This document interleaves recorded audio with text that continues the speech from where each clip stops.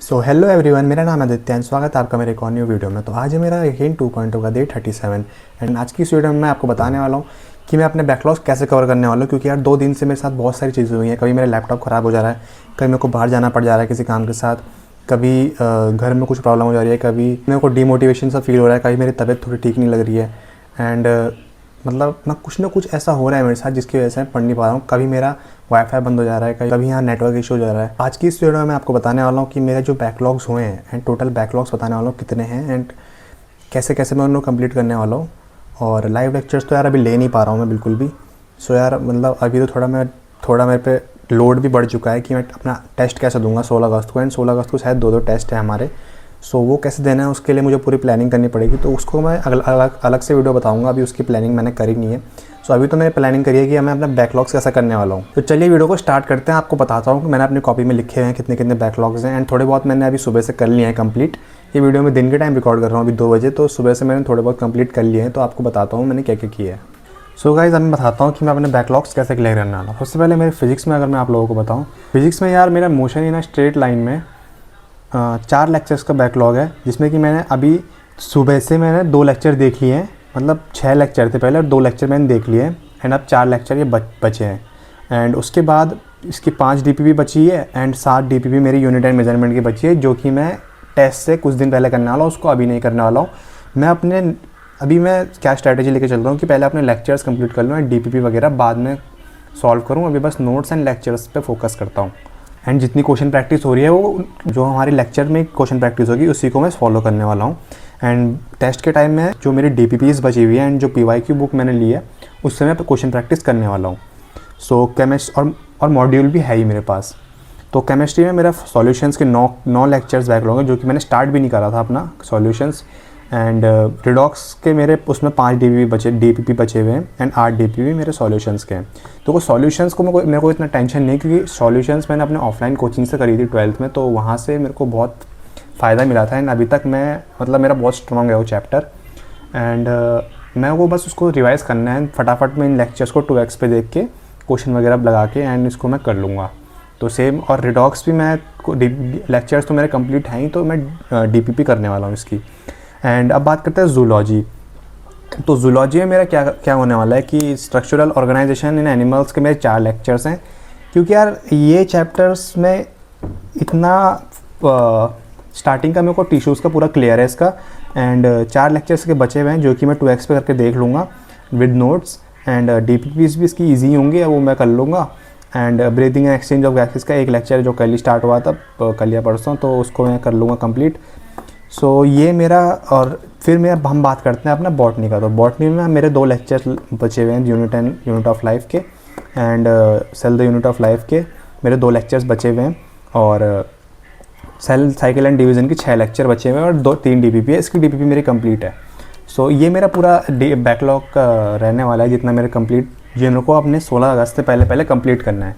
तो टोटल अगर हम इससे गिने 4 लेक्चर इसके, 9 लेक्चर इसके, 9 + 4 13, 9 + 4 13, 13 + 4 17 एंड 17 + 2 18 19, 19 + 6 25।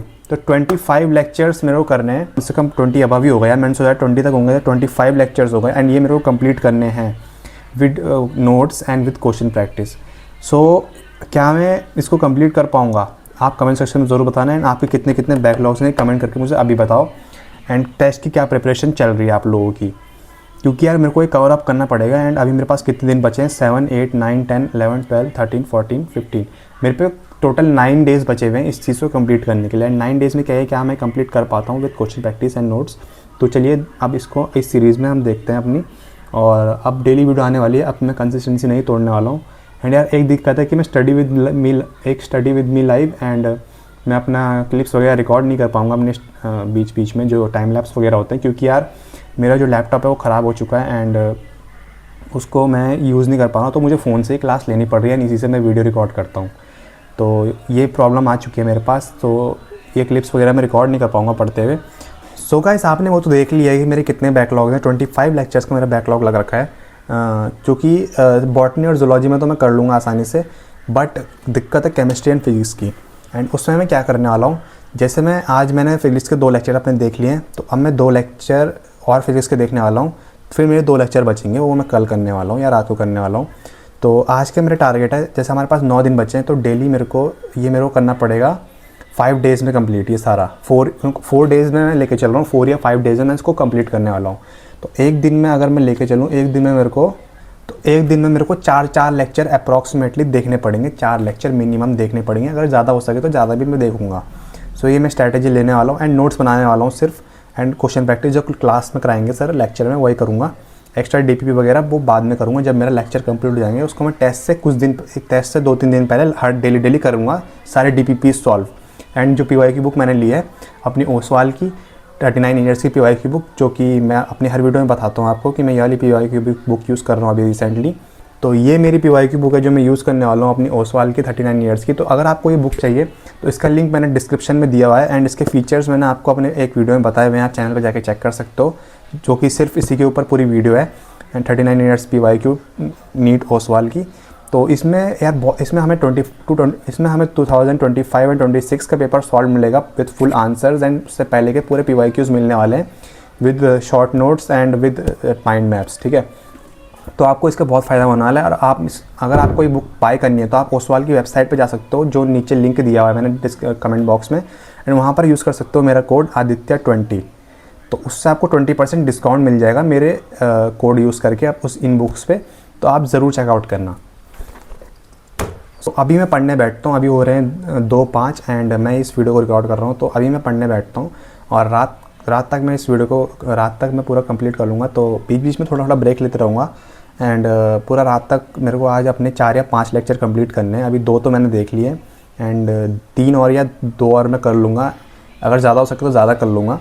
तो गाइज़ यही था मेरा आज की इस वीडियो में पूरा प्लान। एंड अगर आपको वीडियो अच्छी लगे तो वीडियो को लाइक कर देना, चैनल पर नए हो तो चैनल को सब्सक्राइब ज़रूर कर लेना यार, अगर न्यू आए हो वीडियो पे। मिलते हैं आपसे अब अगली वीडियो में कल के दिन, और मैं बताने वाला हूँ मेरी क्या अपडेट्स रहने वाली है। तब तक के लिए बाय बाय।